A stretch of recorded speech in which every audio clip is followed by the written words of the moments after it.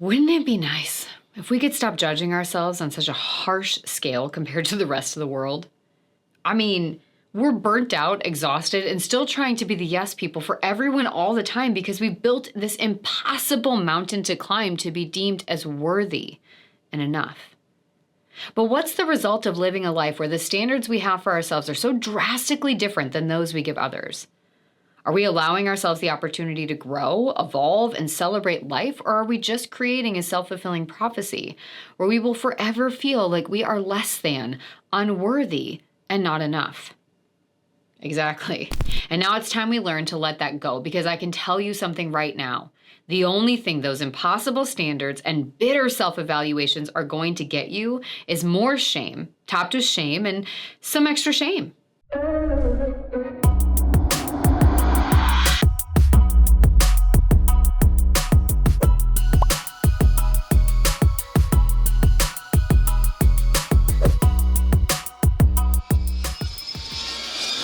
Hey everyone, how's it going? I'm Wackett. Thanks for joining me for another video as we work to empower and equip you with the confidence and skills to write your own story so that you can live your life on purpose.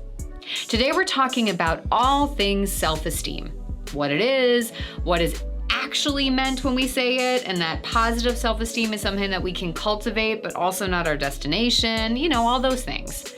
Now, before we dive in, I want to put a plug in for you to check out the link in my show notes if you haven't already to my exclusive program, Liberated Living, which is all about reframing our relationship with control, responsibility, and ultimately how we are writing the story of our lives.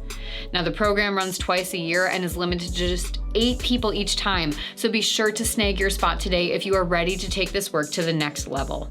All right, let's get to it. Let's start with a definition. Self-esteem is what we think about ourselves and the value we place on us as a person in the world. Now, we've all learned there's such a thing as positive self-esteem and negative self-esteem. But let's break this down a little more and see where mainstream media and a lot of those cheesy motivational posters and talks may have led us astray.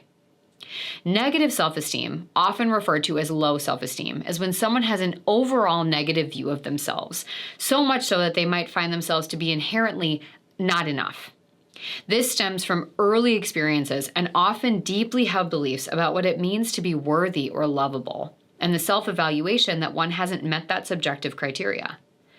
Now, at its core, negative self-esteem is rooted to shame, and as such, when we experience or are led by our shame, we will experience negative self-esteem.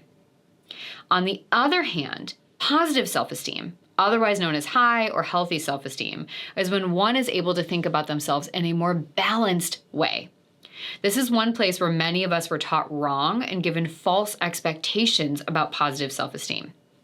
See, self-esteem doesn't mean that a person only thinks positively about themselves or that they never have any negative thoughts. It's more your general trend and the theme of how you view yourself. There's a sense of resiliency here, and seeing the self as more than a collection of your missteps, mistakes, and failures. Now, when we think about self-esteem as something scalable, it's more about the relative degree of self-acceptance and efficacy one has. Someone with a high propensity towards shame is going to have a higher set of standards for the self, all rooted in external validation and acceptance. When your anchor is outside of the self, your relative degree of stability and self-confidence is going to be lower. On the flip side, the less shame you experience, the greater capacity you have to root within yourself. Your worthiness and lovability isn't dependent on what you do for others, but instead rooted to your values, intentions, and beliefs. That anchoring allows you to root yourself in a greater place of stability, and as such can afford you a more neutral or positive sense of self. Now, before we talk about how to get there, we need to understand what's made this so complicated for us thus far. See, so many discussions about self-esteem are incredibly reductive, and they overemphasize the importance of positive self-esteem. They miss the connection to our core beliefs, shame, and the pressure of cultural norms. And they neglect to tell you that the goal isn't about having positive thoughts about yourself at all times, but instead understanding your thoughts and moving to a place of balance, deflating the power many of those negative thoughts have held for such a long time. So first, let's be sure we understand the problem with negative self-esteem so it makes sense why we are working more towards that balance. When one struggles with a pervasive sense of negative or low self-esteem, they have an overall negative value or opinion of themselves and their place in the world. They operate from a lens of biased expectations and negative self-evaluations and have a very difficult time seeing anything they do as neutral, let alone positive. Perhaps they look at their to-do list and rather than see what they got done today, they focus on the tasks that they didn't get to. Rather than focus on all of the positive interactions that they had in a given meeting, interaction, maybe even a vacation, they focus instead on all the ways that they are letting that person down or that people might have judged them or maybe that one negative interaction in a handful of positive ones. So is the goal ultimately to have an entirely positive outlook of and on the self? No. We all experience positive, negative, and neutral thoughts about ourselves. And no matter what work we do, we'll always have some negative thoughts. See, the issue comes into play when we get hyper-focused on those negative thoughts, not that we have them, and or when we overlook or dismiss the positive and neutral thoughts to an extreme where we don't allow them to be a part of the context. As humans, we're always going to face some negative thoughts about ourselves, thanks to shame, failure, fear, desire to grow and evolve, and the impact of others' evaluations on our evaluations of self. But what leads to the shift? How does it go from experiences to an internalized belief that affects us so deeply? See, our sense of self begins to develop in early childhood. The culmination of various experiences and your judgment or interpretation of those experiences is what begins to shape your sense of self, and as such, the opinion you hold about yourself, i.e., self-esteem. This concept goes hand in hand with the development of core beliefs, which are the beliefs that we hold about ourselves and our place in this world, which means that as one develops a negative core belief about themselves, the thoughts they face every day will become an extension of that. See, if I believe that I'm inherently unlovable or unworthy, my thoughts about an interaction with a friend, grade on a test, or even a response on social media will all be coded by this belief. To someone else, it may just be a B or a mistake we can make in a relationship that doesn't mean things are over. But to me, it might mean I'm so stupid. I'm never going to get into a good college. Everyone hates me. I have no friends. Now, as you think about how this may have developed for you, consider times that you felt left out or that you couldn't meet the standards of those around you. How many times were you on the receiving end of someone's stress, even if it wasn't about you? Did you experience prolonged periods of distress, trauma, feeling like everyone else had it all figured out or it was easier for them? Each of these moments becomes a notch on the belt of low self-esteem and further deepened your core beliefs. Then, over time, our brain naturally starts to search out experiences where we feel this way and puts a negative evaluation on otherwise neutral or positive events because it's working in favor of your core beliefs. Your lens of self is entirely connected to that piece. Now, one caveat I want to make to this is that our sense of self is also in part shaped by our genes and temperament. Personality traits and our brain's access to our body's production of various chemicals like serotonin or dopamine do have an inherent effect on our sense of self, which means that for some people, they might be at greater risk for or struggle more with negative self-esteem purely based on genetics. So does that mean that you're simply doomed if you fall into this category? Absolutely not. It just means that it may be a little bit of a longer or more arduous process to move through and shift your self-esteem overall. Okay, so how does this ultimately affect us? Remember that thoughts, feelings, and behaviors all play into each other. They feed into and create what's called a feedback loop. As such, how I think affects how I feel, and as such, how I feel affects how I behave, and round and round and round. That being said, when one of these three pieces is negatively tinted or tainted, the whole system will inevitably follow suit and over time become increasingly tainted without interruption. This leads to the development of distorted thinking. So you might have heard of that term cognitive distortions before. I'll put some links to learn a little bit more about that in the show notes. But ultimately it means a tainted or distorted view of thinking. An example is called all or nothing thinking, where we assume we can't be perfect, we shouldn't even try, or if we did one thing wrong, then everything is wrong. Now, the more that we get entrenched with negative self-talk, the greater the distortions in our thinking are, leading to very negative, subjective evaluations of ourselves. 2, this feeds our shame narrative. Shame is an emotion that is fueled by silence.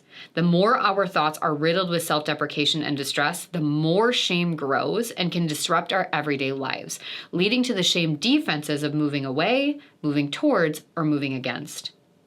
3rd, you perform. You begin to assume a role in the world that is what you expect everyone else wants to see. You act in accordance with what you think they want, or makes it easier to fit in. This goes hand in hand with shame and often leads us to act in a way incongruent with how we think and feel, but secures our place with others. For me, this was trying to always be the one that could handle everything for everyone.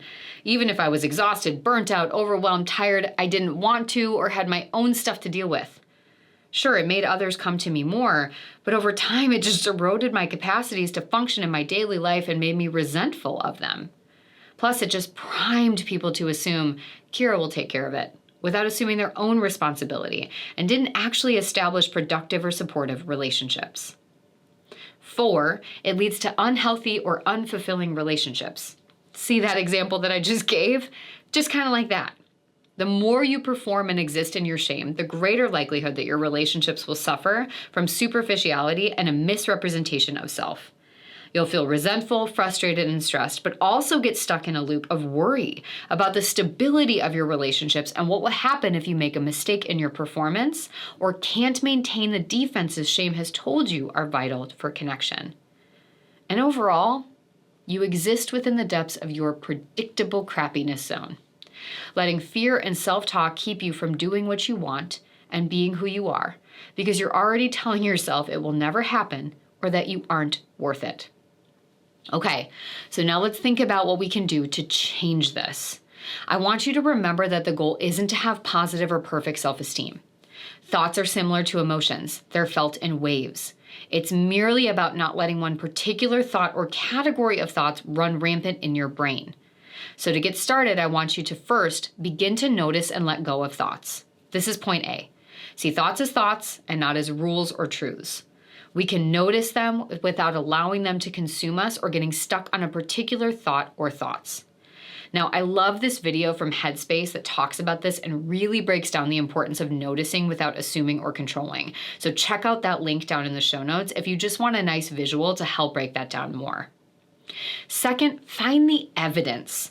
Remember, many of our negative self-evaluations and thoughts are rooted in distorted thinking. We assume no one likes us or that we've failed at everything. We attribute meaning to someone's glance or tell ourselves that someone is upset with us when they don't text us back right away. Whenever you notice a particular thought trying to pull you in, I want you to ask yourself, what evidence do I have to support this? And my favorite follow-up question is always, really?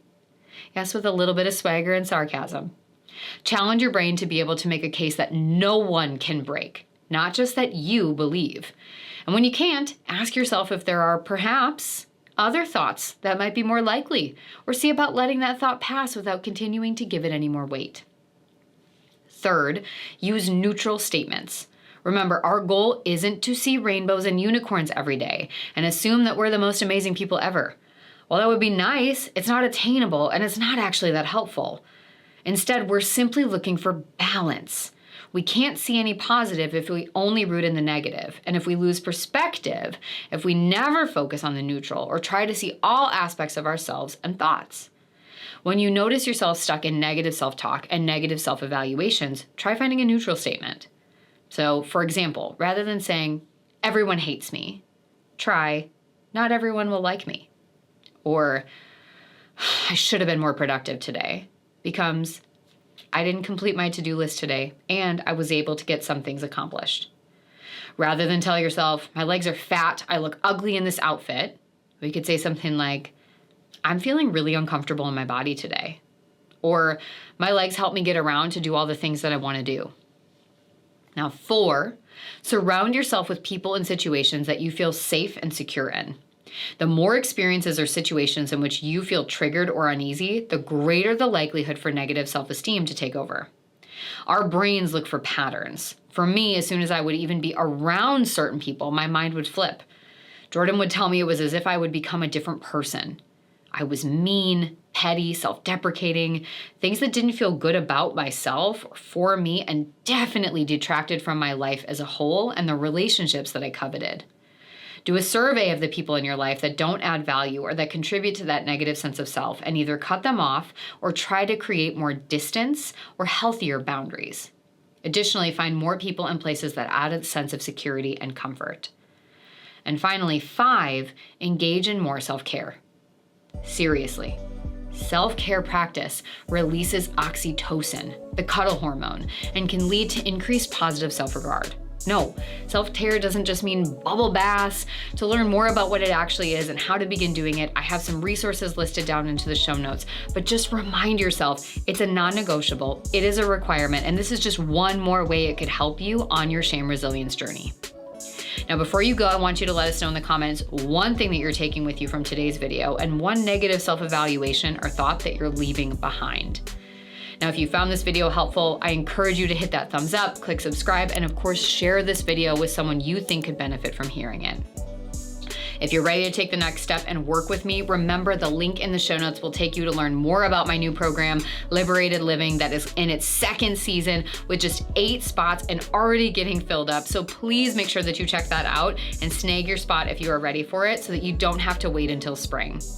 Now, there's also a lot of other resources down there. You can download my free handout, 5 things shame resilient people do every day and 3 things they don't. You can also click a link to set up a discovery call with me if you just want to learn more about these tools or other resources that I have available. Thank you so much for being here with me today. Remember, you have the right to author your own story. So let's go get that pen back.